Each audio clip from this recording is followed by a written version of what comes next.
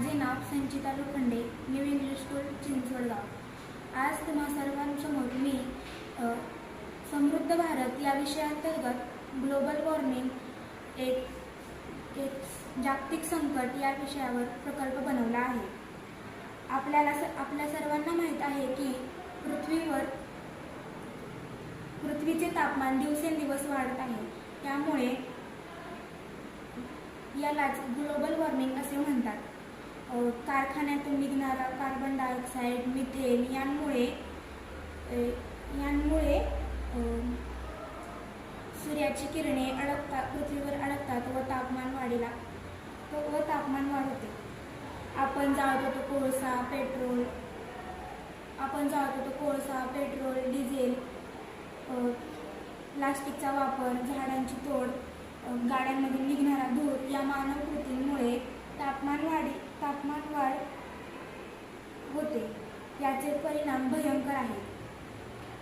आपण या भारताचे नागरिक आहोत।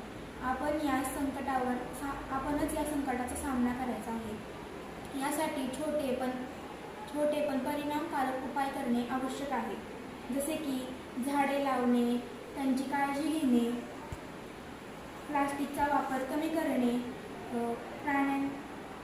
वीज निर्मितीसाठी पवनचक्की व सोलर पॅनल बसवणे इत्यादी। आपण प्रत्येकाने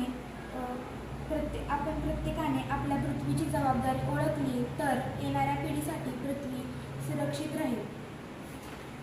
ग्लोबल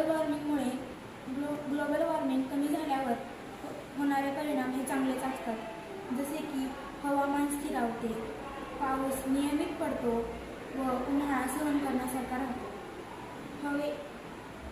हवा शुद्ध होते, श्वास घेण्यास सोपं होतं, दमा, ॲलर्जी, फुफ्फुसांचे आजार कमी होतात व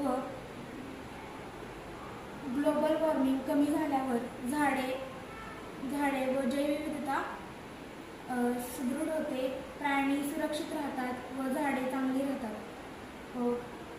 पाण्याचं संतुलन होतं। सर्वात महत्त्वाचं म्हणजे मानसिक आणि शारीरिक दोन्ही आरोग्य सुधारते। थोडक्यात